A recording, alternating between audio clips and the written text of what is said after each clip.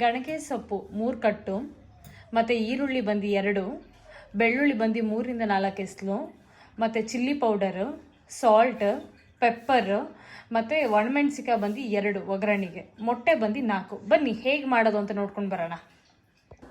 1 2 spoon ಆಗಷ್ಟು oil ಹಾಕೊಳ್ಳೋಣ. ಒಂದು ತುಂಬ ಏನು ಆಯಿಲ್ ಹಾಕೋ ಅವಶ್ಯಕತೆ ಇಲ್ಲ. ಇದು ತುಂಬಾ ಹೆಲ್ತ್ ವೈಸಲ್ಲಿ ತುಂಬಾ ಒಳ್ಳೆ, ಎಸ್ಪೆಷಲಿ ಕೆಮ್ಮಿರೋರಿಗೆ, ಕೋಲ್ಡ್ ಇರೋರ್ಗಂತೂ ತುಂಬಾ ಒಳ್ಳೆಯದು ಗಣಕೆ ಸೊಪ್ಪು. ಈರುಳ್ಳಿ ಬಂದು ನಾನು 2 ಹಾಕ್ತಾ ಇದ್ದೀನಿ. ತುಂಬ ಏನು ಬೇಯಿಸ್ಕೊಳ್ಳೋ ಅವಶ್ಯಕತೆ ಇರಲ್ಲ, ಯಾಕೆಂದರೆ ಮೊಟ್ಟೆ ಪಲ್ಯ ಆಗಿರೋದ್ರಿಂದ ಸ್ವಲ್ಪ ಈರುಳ್ಳಿ ಇದ್ದರೆ ತುಂಬ ಚೆನ್ನಾಗಿರುತ್ತೆ ಟೇಸ್ಟ್ ವೈಸಲ್ಲಿ. ಯಾಕೆಂದರೆ ನಾವು ಬಾತ್ಗೆ ಇದೆಲ್ಲ ಮಾಡ್ಕೊತೀನಿ ಅಂದರೆ ಸ್ವಲ್ಪ ರೋಸ್ಟ್ ಮಾಡ್ಕೊಬೇಕಾಗುತ್ತೆ. ಈ ಮೊಟ್ಟೆ ಪಲ್ಯಕ್ಕೆಲ್ಲ ಆನಿಯನ್ಸ್ ಜಾಸ್ತಿ ಇದ್ರೇ ಚೆನ್ನಾಗಿರುತ್ತೆ. ಲೈಟಾಗಿ ಫ್ರೈ ಮಾಡಿಕೊಂಡ್ರೆ ಸಾಕಾಗುತ್ತೆ. ಇವಾಗ ಸ್ವಲ್ಪ ಬೆಳ್ಳುಳ್ಳಿ ಹಾಕ್ತಾ ಇದ್ದೀನಿ. ಬೆಳ್ಳುಳ್ಳಿನ ಜಜ್ಜು ಸಹ ಹಾಕ್ಬೋದು, ಬೇಕಾದ್ರೆ ಕಟ್ ಮಾಡು ಸಹ ಹಾಕ್ಬೋದು. ಜಜ್ಜು ಹಾಕಿದಾಗ ಏನಾಗುತ್ತೆ, ಇನ್ನೂ ಸ್ಮೆಲ್ ನೀಟಾಗಿ ಬರುತ್ತೆ. ಆಮೇಲೆ ಅದ್ರ ರಸ ಏನಿರುತ್ತೆ ನೀಟಾಗಿ ಬಿಟ್ಟಿರುತ್ತೆ. ಸೊ ಹಾಗಾಗಿ ಜಜ್ಜಿಬಿಟ್ಟು ಹಾಕೊಳ್ಳೋದು ತುಂಬಾ ಒಳ್ಳೆಯದು.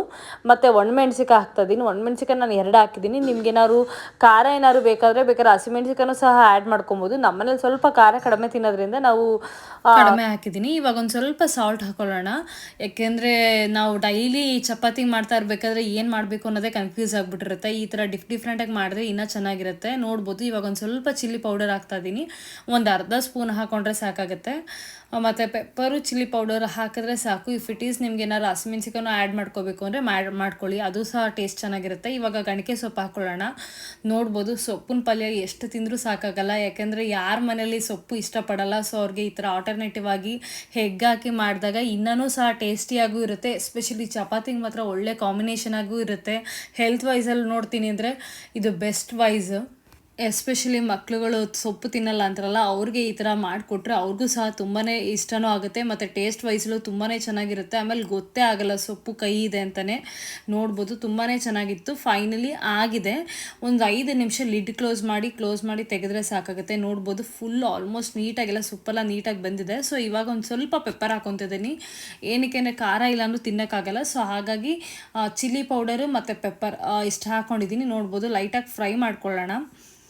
ನೋಡ್ಬೋದು, ಆಲ್ಮೋಸ್ಟ್ ಸೊಪ್ಪು ಎಲ್ಲ ನೀಟಾಗಿ ಬಂದಿದೆ. ಸೊ ಇವಾಗ ಹೆಗ್ ಹಾಕೊಳ್ಳೋಣ. ಏನಕ್ಕೆ, ಸೊಪ್ಪು ತುಂಬ ಬೇಯಿಸ್ಬಿಟ್ರೆ ಏನಾಗುತ್ತೆ, ಬಾಯಿಗೆ ಸಿಗಲ್ಲ. ಸೊ ಹಾಗಾಗಿ ಒಂದು ಹಾಫ್ ಬಾಯ್ಲ್ ಆದರೆ ಸಾಕಾಗುತ್ತೆ.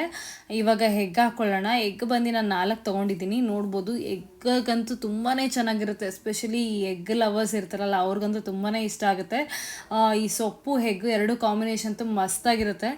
ಟ್ರೈ ಮಾಡಿ, ಎಲ್ಲರೂ ಇಷ್ಟ ಆಗುತ್ತೆ ಅಂತ ಅಂದ್ಕೊಂಡಿದ್ದೀನಿ. ನೋಡ್ಬೋದು, ಇವಾಗ ನೀಟಾಗಿ ತಿರುಗಿಸ್ಕೊಳ್ಳೋಣ. ಯಾರಿಗೆಲ್ಲ ಕಂಫರ್ಟಬಲ್ ಇಲ್ಲ ಎಗ್ಗನ್ನ ಹಂಗೆ ಕಟ್ ಮಾಡಿ ಹಾಕೋಕ್ಕಿಲ್ಲ ಆಗಲ್ಲ ಅಂದರೆ ಅವ್ರು ಬೇಕಾದ್ರೆ ಒಂದು ಬೌಲಲ್ಲೂ ಸಹ ಕಟ್ ಮಾಡ್ಕೊಂಡು ಹಾಕೊಬೋದು. ನೋಡ್ಬೋದು, ಆಲ್ಮೋಸ್ಟ್ ನೀಟಾಗೆಲ್ಲ ಬಂದಿದೆ. ಸೊ ನಿಮ್ಗೇನಾದ್ರು ಇನ್ನೂ ಏನಾದ್ರು ಎಕ್ಸ್ಟ್ರಾ ಸ್ಪೈಸಸ್ ಏನಾದ್ರು ಬೇಕಾದರೆ ಚಿಲ್ಲಿ ಪೌಡರೇ ಆಗಿರ್ಬೋದು ಅಥವಾ ಪೆಪ್ಪರ್ ಪೌಡರೇ ಆಗಿರ್ಬೋದು ಹಾಕ್ಕೊಳ್ಬೋದು. ಈ ರೆಸಿಪಿ ನಿಮ್ಗೆ ಇಷ್ಟ ಆಗಿದೆ ಅಂತ ಅಂದ್ಕೊಂಡಿದ್ದೀನಿ. ಪ್ಲೀಸ್ ಇಷ್ಟ ಆದರೆ ಲೈಕ್ ಮಾಡಿ, ಶೇರ್ ಮಾಡಿ, ಸಬ್ಸ್ಕ್ರೈಬ್ ಮಾಡಿ. Thanks for watching.